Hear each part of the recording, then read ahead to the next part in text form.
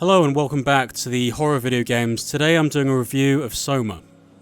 Okay, so this is a new horror game by Frictional Games, the same developer that did Amnesia and Penumbra. Now, I really had no expectations of this game at all. I mean, I didn't really like Amnesia that much, to be honest. And I thought I'd pick it up anyway, maybe it'll be better. And the concept sounded good to me with the science fiction, you're in an underwater facility and you have to explore the facility with killer robots. That's all I knew about this game. I had zero expectations, I knew nothing else about this game, so I thought, fine, I'll buy this game, let's give it a go. And wow, this game is incredibly impressive. It really is ambitious, bold, it's got this sense of wonder to it, the exploration, the curiosity, and the game is really about long periods of exploration, which is then punctuated by moments of horror and moments of panic. And there's this fantastic sense of abandonment in this game. This game feels very similar to Alien, or Aliens perhaps, and also when the game started with a Philip K. Dick reference, it had my attention almost immediately, really. I mean, I love his books, I've read many of his books, and I thought, oh, this is going to be quite good. If the developers are interested in his work, then this is going to be quite good. And it's almost like the game is a homage to his work, in a way, because there are many themes in the game which kind of reminded me of some of the ideas he was doing in his books. And also, I just wanted to point out that the robots in this game, some of them look a bit like sheep. This could just be my opinion, but some of them look a little bit like sheep, and I thought, is this a reference from the developers talking about Philip K. Dick's book, Do Androids Dream of Electric Sheep? And I thought to myself, maybe it's a reference, a subtle reference to his books and his work, and I thought, if that's the case, that's amazing. This game throws out very brave, bold concepts at the player, and these are done in an extremely subtle way. The themes they raise in this game, they're talking about consciousness, questions of the self, identity, perception, what makes you who you are, the purpose of life, life after death, the futility of suicide, and what does it mean to exist. All these themes are presented to the player in an extremely subtle and sophisticated way, and they're not rammed down the player's throats either. I think there are subtle references to System Shock 2. I won't go too much further into that idea, but it reminds me of many different films. Alien, Event Horizon, Interstellar, Jurassic Park. There are many exhilarating moments in this game. This game handles creating very sudden periods of panic perfectly, actually. How it does this is absolutely superb. And there are certain scenes in the game which present kind of moral choices for the player to take. And I think this is really outstanding, how sometimes you're left with a situation where it's kind of open-ended, and it's like the developers are giving you the choice. I mean, this choice may or may not affect anything in the game, but it presents you with moral choices in the game. I find this extremely thought-provoking, and I want to talk about these elements within the game in separate videos. And also the robots, they're not pure robots, they're kind of slightly organic sort of robots, they're kind of slightly living robots, which is interesting as well. And visually, it's not excessively dark as well. Amnesia was like pitch black for most of the game, but in this, it's much brighter. I mean, there's a lot of shadow in this game, but it's nowhere near as dark as Amnesia, and I think that's very, very successful. I like how the doors open really slowly, it adds tension, the lighting and the textures are very good, and 90% of the time, the game is about exploration and backstory, and then it just kind of explodes into action, and then it calms down again. The way it does this, the way it provokes this panic in you is really, really outstanding. It's very, very unexpected. It just kind of comes out of nowhere. You're kind of exploring stuff, and then it just explodes into action. And it really is incredibly heart-poundingly panic-inducing moments in the game. And I think how it balances these two elements, these quiet areas and the dramatic areas, I think is done perfectly. Okay, so those are the positives of this game. Now, there are quite a few negatives in this game I'd like to talk about as well. Now, the underwater sections in this game, there are many of them, and I feel like they are excessively slow and sparse as well. There's really nothing to look at underwater. There's nothing really to do except go from A to B. And another thing I don't really like about this game is the fact that the game kind of gives you items for no reason, and you don't have to earn those items. Now, these things happen especially at the beginning of the game. Personally, I would want to earn those items, or at least I would want to find them myself and pick them up myself and put them on myself, and I don't want the game to give me these things.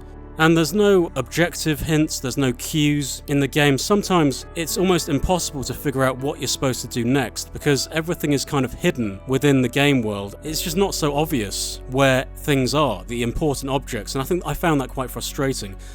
Although the textures are quite good, they're all quite a bit samey as well. Now there are certain bits in this game where the textures are so samey, it's so hard to see where the important bits are, where the switches are, where the items are, and I think this was a real problem in the game.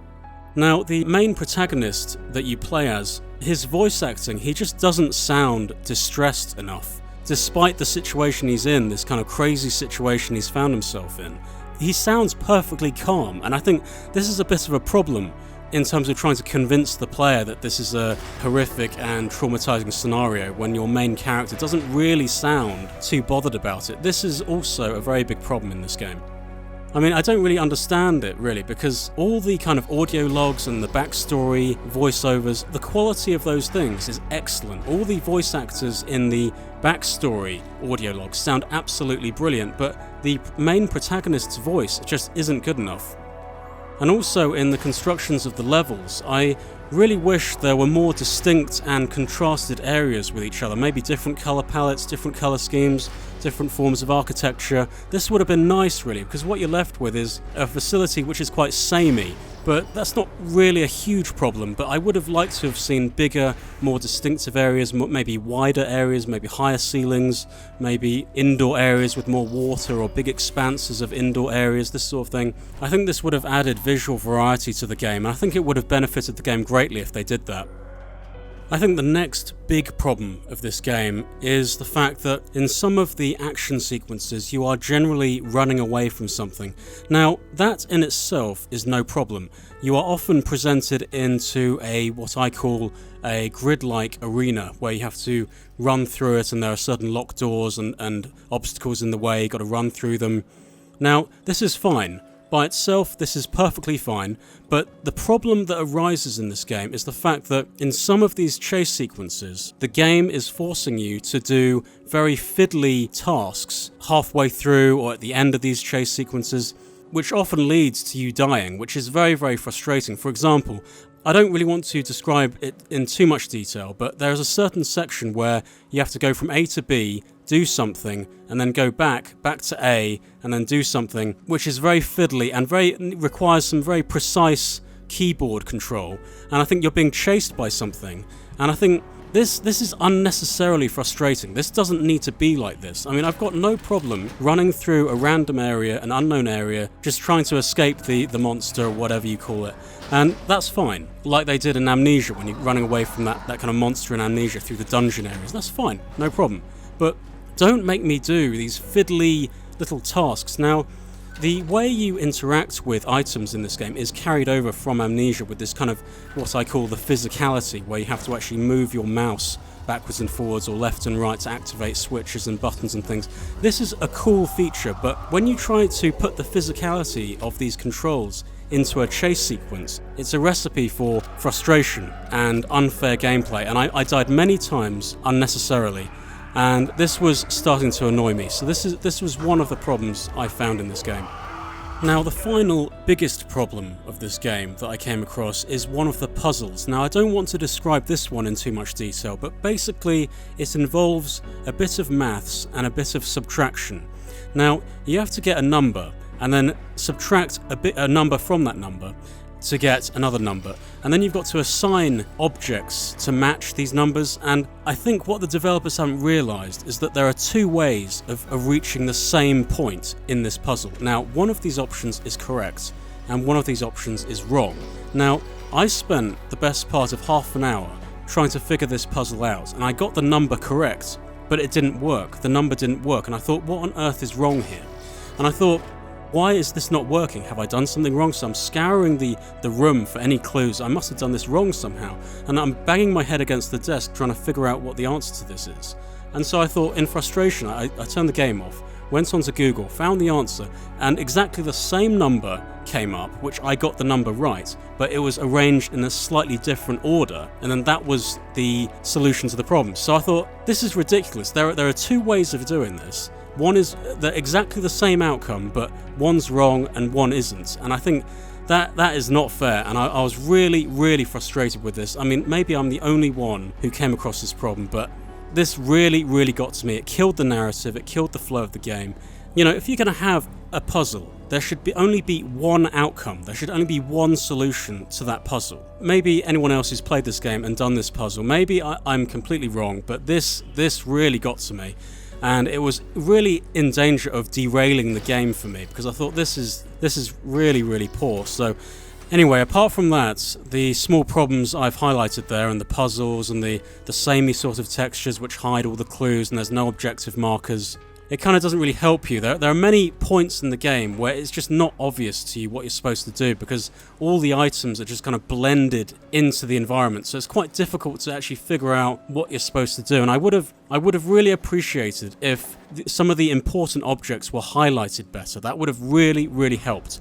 Anyway, what do I think of this game as a whole? I was so impressed. I love Philip K. Dick, I love science fiction, I love horror, I love the whole game scenario. The game world is utterly believable, and the story is fantastic. Now, I can't say anything about the story without giving away something, so I would strongly, strongly recommend you play this game. It's definitely worth the 20 quid, and I was absolutely blown away by it. The story and the narrative and just the themes it's trying to get at, it's just unbelievable what they've tried to do with this game. And they're not trying to ram some stuff down your throat, they're not trying to ram their beliefs down your throat, they're just subtly presenting you with big ideas and big concepts, and you've got the great moral choices, the moral dilemmas throughout the game, and I was just absolutely blown away by this game. I was expecting nothing from this game. I didn't like Amnesia. I really didn't know what to expect. I thought it was going to be killer robots in an underwater facility. Fine, that sounds cool to me. That sounds enough for me to buy it. But there's this extra level of content. There's so much stuff in this game, and it's just a wonder to behold. So if you like Philip K. Dick, if you like science fiction, if you like epic stories, if you like horror, if you like exploration, if you like reading notes and reading backstories and that fantastic feeling, that the sense of community in this game and the living, breathing world this game creates, I was absolutely amazed. I honestly couldn't believe how good this game was. Now, I forgot to mention that I was going through some frame rate problems with this game, but that didn't really impact on the overall impression of the game. So I would recommend this game to almost anyone, really. The epicness, the scale, the ambition, the big themes, the big concepts it's talking about, and handles it with such mastery. All these big themes which could easily conflict with each other and easily confuse each other and mess up the whole thing with all these themes mingling together. It could have been a whole massive mess, this game, but it didn't. It all came together absolutely perfectly, and it's just nothing short of astonishing, really. Soma is a profound and meaningful and powerful story, a great science fiction story with fantastic horror elements. This is really an absolutely brilliant game that everyone should play.